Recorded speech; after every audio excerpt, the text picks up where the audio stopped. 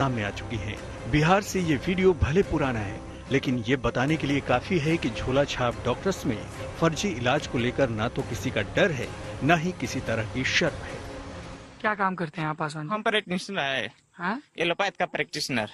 Allopath के practitioner जी हैं? Doctor हैं आप? जी। कहाँ से पढ़ी है आपने डॉक्टरी? हम पढ़े नहीं हैं, प्रैक्टिशनर हैं। मतलब दवाई देते हैं? हाँ देते हैं। मेरे पास डिग्री नहीं है, हाँ। प्रैक्टिशनर हूँ। पर ये तो गैर कानूनी है। हाँ गैर कानूनी है। तो कभी पुलिस ने नहीं पकड़ा आप? ना, बहुत हमारे जैसे बिहार में छाए हुए हैं, गांव-गांव में छाए हुए हैं। जड़ी बूटी का काम करते हैं। अच्छा, उनको बोलने दीजिए चाचा। हाँ, तो आपने ये काम कैसे शुरू किया? मैंने किसी डॉक्टर के यहाँ जाकर सीखा और हाँ। सीखने के बाद में काम शुरू कर दिया। यहीं गांव में क्लिनिक खोल रखा? हाँ गांव में। अच्छा, तो कभी मान लीजिए मरीज बिगड़ गया, दवाई गलत हो गया था? नहीं, देखिए 5 चीज मेरे पास रहना चाहिए, उसके बाद में कुछ नहीं हो सकता है। क्या 5 चीज? बेटनिसोल, डेक्सोना, एट्रोपिन, एविल और फेनार्गन। दिक्कत केवल इस तरह के झोला छाप डॉक्टर्स ही नहीं है, बल्कि सोशल मीडिया पर झोला छाप इलाज का लंबा चौड़ा नेटवर्क फैला हुआ है। हेल्दी रहने के नुस्खों से लेकर छोटी बड़ी बीमारियों के इलाज के दावे करने वाली रील्स हमारे सामने से रोज गुजरती हैं। व्हाट्सएप पर छोटी बड़ी बीमारियों को ठीक करने की लापरवाह सलाह भी मुफ्त में मौजूद है। बिहार के सारण में जिस झोला छाप डॉक्टर के इलाज से युवक की मौत हुई है, उसने भी यूट्यूब से ही सर्जरी का अधकचरा ज्ञान हासिल किया था। ऐसे में सवाल है कि इलाज और दवाइयों जैसी संवेदनशील चीजों को लेकर सोशल मीडिया इस कदर असंवेदनशील कैसे है? क्यों कंटेंट आसानी से यूट्यूब या फिर दूसरे सोशल मीडिया प्लेटफॉर्म पर अभी भी मौजूद हैं? सारण से आलोक कुमार जायसवाल के साथ bureau report, good news today. तो चलिए आज इसी मुद्दे पर हम चर्चा करेंगे। खास मेहमान हमारे साथ जुड़ चुके हैं। Doctor Anshuman Kumar, director and chief cancer surgeon है धर्मशाला अस्पताल से। हमारे साथ डॉक्टर एम्बली जुड़ चुके हैं, सीनियर फिजिशियन है, कंसल्टेंट है सर गंगाराम अस्पताल से। हमारे साथ हैं doctor Narendra Saini, formal general secretary IMA के, और हमारे साथ हैं आशुतोष श्रीवास्तव जी, एडवोकेट, जिनसे हम चर्चा करेंगे। शुरुआत डॉक्टर अंशुमन आपसे ही करेंगे। कोई कंट्रोल है? क्योंकि अभी जो हमने रिपोर्ट दिखाई, हमारे सहयोगी चैनल ललन टॉप के ही रिपोर्टर हैं जो कि गए और वो धड़ल्ले से बता रहे हैं कि एक हम अकेले नहीं हैं, बहुत सारे डॉक्टर हैं जो ऐसे ही फैले हुए हैं, जिनके पास डिग्रियां नहीं हैं लेकिन वो प्रैक्टिस डॉक्टर हैं, और वो ओपनली बहुत कॉन्फिडेंटली इस बात को कहते हैं और ये भी बताते हैं कि हाँ वो ऑपरेशन भी कर सकते हैं, 5 चीजों की जरूरत है बस। नवजोत, ये जो वीडियो आपने ललन टॉप के सौजन्य से दिखाया, आपका ये ऑडियो वीडियो म्यूट बहुत है वायरल हुआ। इस पे सोशल मीडिया पे बहुत वायरल हुआ था उस समय। ये जो भी व्यक्ति था क्लेम कर रहा था कि 5 दवाइयां होनी चाहिए और हम कोई भी प्रैक्टिस कर सकते हैं। 2021 में एक अविनाश झा करके एक इन्वेस्टिगेटिव जर्नलिस्ट के रिपोर्टर ने मधुबनी से रिपोर्ट करी थी कि इलीगल क्लिनिक्स और नर्सिंग होम चल रहे हैं, उनकी हत्या कर दी गई। अराजकता इस कदर बिहार में है कि अगर कहा जाए Bihar is not a state, it is a planet, तो ये अतिशक्ति नहीं होगी। मैं जब वहां जाता हूं, देखता हूं मेडिकल प्रैक्टिस की, आंकड़ा ये बताता है, 2021 का ये आंकड़ा, उस हत्या के बाद आंकड़ा निकला था, लगभग 5600 इलीगल नर्सिंग होम क्लिनिक्स चल रहे थे जिसमें सर्जरी और भर्ती करके इलाज किया जा रहा था, जो किसी भी संस्थान, जो हमारी संस्थान होती है जिसमें रजिस्ट्रेशन चाहिए क्लिनिक या नर्सिंग होम चलाने के लिए, रजिस्टर्ड नहीं थे। ओन्ड बाय नॉन डॉक्टर्स, जो ये कंपाउंडर या जिसको प्रैक्टिशनर जो बोल रहा था ये आदमी, ये लोग नर्सिंग होम चला रहे हैं, इनकी जो मर्जी। अफसोस बस एक बिना डिस्क्लोज किए बताता हूं, मीडिया में बहुत सीनियर पोजीशन पे है, उनके छोटे भाई की पत्नी का सीजरियन सेक्शन हुआ पटना, जो कैपिटल है बिहार का, वहां पे उनकी मौत हो गई। 24 साल की महिला, सीजरियन सेक्शन के तुरंत बाद मौत हो गई। पोस्टमार्टम रिपोर्ट मुझसे साझा किया, मैंने देखा, लिखा हुआ कार्डियोपल्मोनरी अरेस्ट सीजरियन सेक्शन में।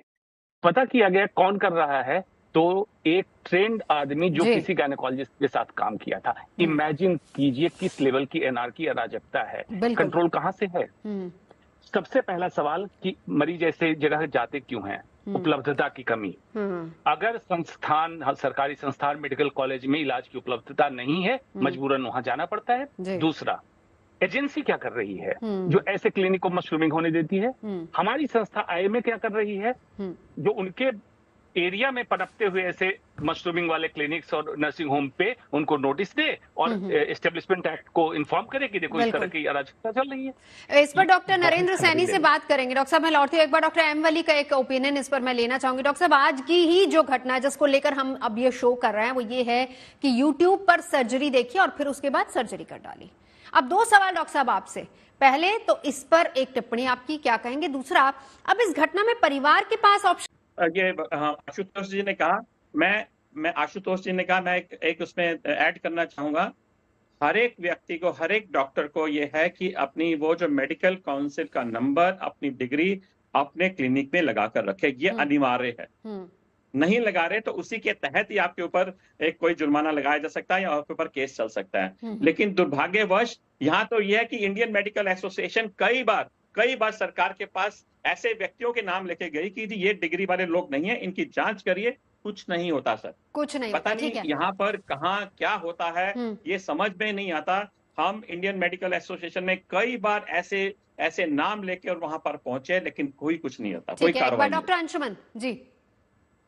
जी, डॉक्टर सैनी ने एक पॉइंट बिल्कुल वैलिड उठाया कि आपके प्रिस्क्रिप्शन लेटर हेड जिस पे डॉक्टर लिखता है और क्लिनिक पे आपके नाम के साथ, डिग्री के साथ, जो भी council, medical council, for example Delhi में DMC है, दिल्ली मेडिकल काउंसिल, इसी तरह से मेडिकल काउंसिल का रजिस्ट्रेशन नंबर लिखना है। हॉस्पिटल के लाइसेंसिंग, एक्रीडेशन, जितने सर्टिफिकेट होते हैं, वैलिडिटी सर्टिफिकेट, ये रिसेप्शन पे डिस्प्ले होना चाहिए, जो कि नहीं होता है। RTA की बात कौन करता है? ये जो टिप ऑफ आइसबर्ग है जो आज केस देख रहे हैं, जिस केस में डेथ नहीं हुई, मॉर्बिडिटी मतलब कि कॉम्प्लिकेशंस होकर रह गए, केसेस रेफर हो गए, दूसरे हॉस्पिटल में जाके क्योर हुए, उनकी चर्चा तो नहीं हुई। ये टिप ऑफ आइसबर्ग है। घोस्ट सर्जरी का एक कॉन्सेप्ट है, मतलब भूतिया सर्जन जो पिछले दरवाजे से घुसता है, nursing home owned by non doctors, वहां पे ऑपरेशन करता है, कैश लेता है, निकल जाता है। ये बढ़ावा दिया ऐसे नर्सिंग होम को पनपने में, कुकुरमुत्ते की तरह जो ऐसे नर्सिंग होम हुए। इनकी कोई लाइसेंसिंग नहीं है। जब कोई इनके ऊपर मुसीबत आती है तो घोस्ट सर्जन कहता है कि हाँ ऑपरेशन मैंने किया, लेकिन इसका कोई डॉक्यूमेंट, इसका कोई प्रूफ नहीं मिलता है। जहां तक IMA की बात है, IMA अगर स्ट्रिक्टली ऐसे नर्सिंग होम के बारे में अथॉरिटी को इन्फॉर्म करेगी, अथॉरिटी नॉन डॉक्टर्स ओन कर रहे हैं। डॉक्टर साहब, डॉक्टर अंशुमन आप भी बहुत सीनियर डॉक्टर हैं, डॉक्टर वली आप भी बहुत सीनियर डॉक्टर हैं। आशुतोष जी आऊंगी आपके पास, एक मिनट। आशुतोष जी ने सारी बातें कही, वो सारी बातों की थोड़ी सी डिटेलिंग, क्योंकि आप डॉक्टर्स हैं, IMA की तरफ से डॉक्टर सैनी मौजूद हैं। मैं डॉक्टर अंशुमन आपसे एक सवाल करना चाहूंगी। जो प्रोसीजर, जो मेडिकल प्रोसीजर बताया गया, जिस कानून की बात हो रही, वो इतनी लंबी प्रक्रिया, IMA ने तो हाथ खड़े कर दिए। अभी देखिए डॉक्टर सैनी ने बता दिया कि उनकी मजबूरियां कितनी, उनकी लिमिटेशंस कितनी, वो केवल कंप्लेंट कर सकते हैं, बोल सकते हैं, लेकिन आगे उसको इंप्लीमेंट करना, वहां जाके छापा मारना या फिर उसको बंद करना, ये तो स्थानीय प्रशासन या सरकार का काम होता है। बिल्कुल, डॉक्टर सैनी इस पे बिल्कुल सही है।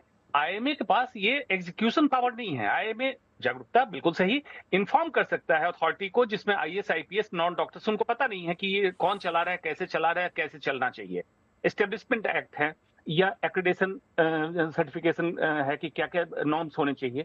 आप बताओ, इनकी न्यूज जब मैं पढ़ रहा था उसमें लिखा हुआ है कि इनका लड़के का पिता देख रहा है कि बच्चे का ऑपरेशन यूट्यूब वीडियो से देख के कर रहा है। कैसे पता चला? ऑपरेशन थिएटर क्या ऐसे बनाया जाता है?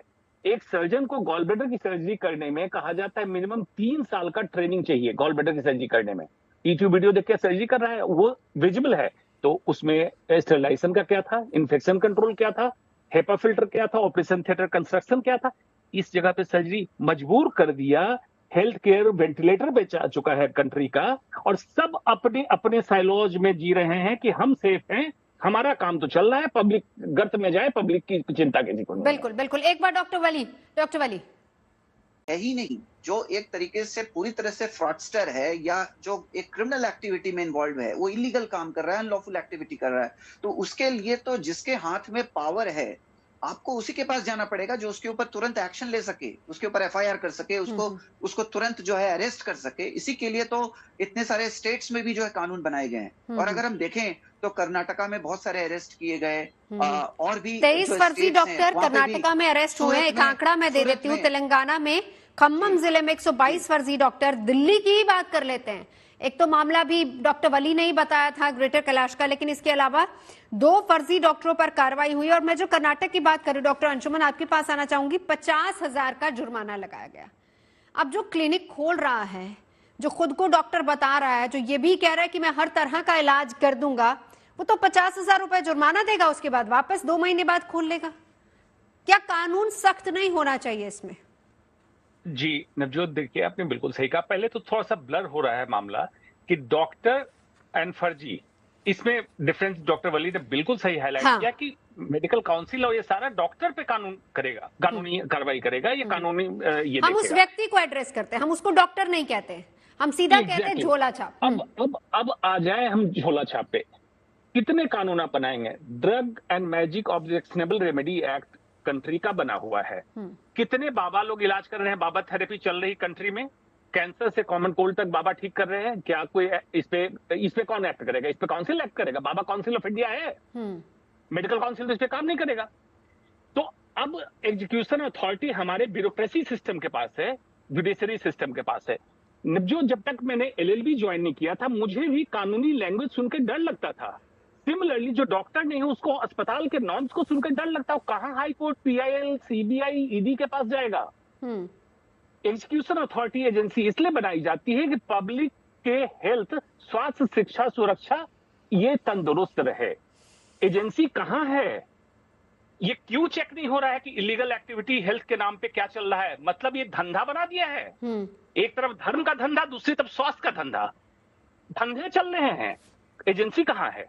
उनसे सवाल पूछना चाहिए। पब्लिक अपना इलाज कराने जाती है, पीड़ा में है, उसको है मेरा इलाज हो, मेरे बच्चे का इलाज हो, मैं घर जाऊं, वो क्या कोर्ट के चक्कर करेगी?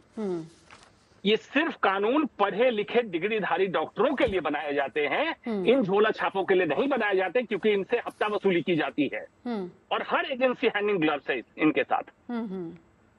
यही बात तो देखिए, यही बात तो अभी डॉक्टर वली कह रहे थे कि हाँ डॉक्टर सैनी, एक बार आपके पास आती हूँ। डॉक्टर वली से एक सवाल करना है मुझे, क्योंकि और डॉक्टर सैनी रादर आपने भी इस पॉइंट को उठाया था कि पॉइंट उसी पर उठता है जो लाइसेंस्ड डॉक्टर है, उसको प्रूफ करना पड़ता है। जो है ही झोला छाप, उसके ऊपर पॉइंट कहां से उठेगा जब कंप्लेंट ही नहीं जाएगी। डॉक्टर वली, एक और बात, इसी से जुड़ा एक और मामला मैं आपको बताती हूँ। डॉक्टर अंशुमन ने यहाँ पर कही कि बाबा डॉक्टर या फिर तमाम दूसरे रील वाले डॉक्टर भी बहुत हैं जिन पर 100% लोग भरोसा करते हैं, और वो भी खुद। मैं ये कहना चाहूंगा कि इन केसेस को सरकार को अपने हाथों में देना चाहिए और इन सरकारों को अपने से लड़ना चाहिए इस कोर्ट में इन केसेस को, क्योंकि आम जनता के भले के लिए। अंशुमन, आपसे इसी बात का जवाब, और डॉक्टर वली ने जो बड़ी बात कही है कि देखिए डॉक्टर्स की कमी देश में और दूर दराज के इलाकों में बहुत कम, इसीलिए मजबूर है जनता ऐसे झोला छाप के पास जाने के लिए। जो बात कही है कि देखिए मजबूर कर दिया गया।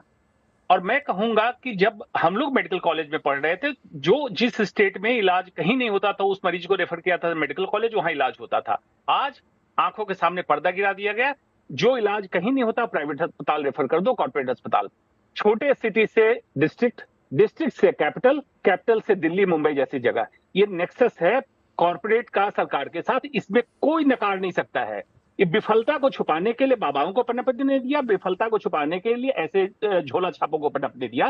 अगर इन पे कार्रवाई करेगी सरकार तो पब्लिक कहे कि भाई कहां जाए ये तो बता दो, इलाज तो होना चाहिए, तो सरकारी अस्पताल में सुविधा उपलब्ध कराओ। कौन इस मुसीबत में पड़े?